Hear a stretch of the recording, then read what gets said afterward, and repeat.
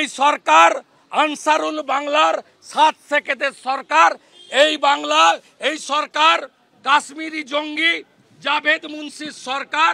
এই সরকারের মুখ্যমন্ত্রী। আমাকে এই জীবনে এসেও শুনতে হবে এত সংগ্রাম করার পর যে জম্মু কাশ্মীরের টেরোরিস্টদের সাথে আমার সম্পর্ক আর বাংলাদেশের সাথে টেরোরিস্টদের সাথে আমার সম্পর্ক। আমি প্রধানমন্ত্রীকে চিঠি দিয়ে জানাবো। সোমবার তৃণমূল সরকারকে তীব্র আক্রমণ শানিয়েছিলেন শুভেন্দু অধিকারী। টেনে এনেছিলেন বাংলাদেশের জঙ্গি সংগঠনের প্রসঙ্গ। এ রাজ্য থেকে একের পর এক বাংলাদেশি ও কাশ্মীরি জঙ্গির গ্রেফতারির প্রসঙ্গ। আর এই আবহেই এবার শুভেন্দু অধিকারীর নামে নরেন্দ্র মোদীর কাছে নালিশ করতে চলেছেন মমতা বন্দ্যোপাধ্যায়। আমি স্পিকার স্যার বাংলার মানুষকে বলবো, যদি প্রমাণ করতে পারেন একদিনে মুখ্যমন্ত্রী তো ছেড়ে দিয়ে চলে যাব,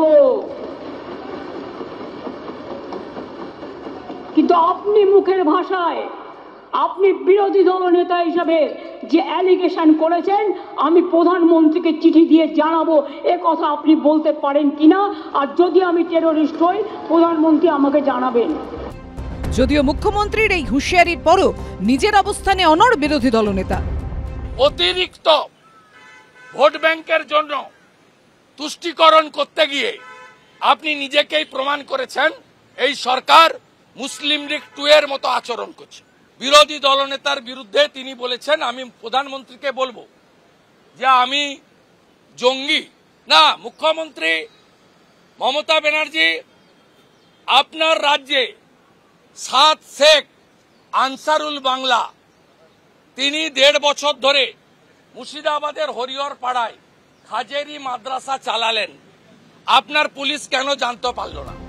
মমতা বন্দ্যোপাধ্যায় বলছেন শুভেন্দু অধিকারীর নামে নরেন্দ্র মোদীকে চিঠি দেবেন, যা শুনে কটাক্ষের সুর সিপিএম এর গলায়। উনি বলেছেন যে উনি প্রধানমন্ত্রীকে শুভেন্দুবাবুর বিরুদ্ধে অভিযোগ জানাবেন এবং ওর এই ভরসাটা আছে যে মোদি ভাই নিশ্চয়ই দিদি ভাইয়ের কথাটা রাখবে। মোদি ভাইয়ের কাছে শুভেন্দু অধিকারীর চাইতে দিদি ভাই গুরুত্বপূর্ণ। দিল্লির বিজেপির ভরসায় পশ্চিমবাংলার তৃণমূল যে চলে মুখ্যমন্ত্রীর কথার মধ্য দিয়ে আজকে তা বুঝিয়ে দিয়েছেন।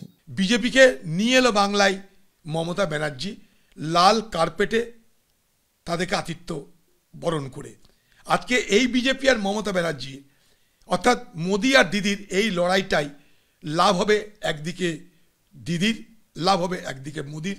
এই সমীকরণে এই রাজনীতিটা হচ্ছে। তৃণমূল বিজেপির রাজনৈতিক লড়াইয়ের সৌজন্যে এবার বঙ্গ রাজনীতিতে চলে এলো মুসলিম লীগও। দেশভাগের আগে যে মুসলিম লীগের প্রধান মুখ ছিলেন মোহাম্মদ আলী জিন্নাহ, আশাবুল হোসেন, কৃষ্ণেন্দু অধিকারী ও আবির দত্তর রিপোর্ট, এবিপি আনন্দ।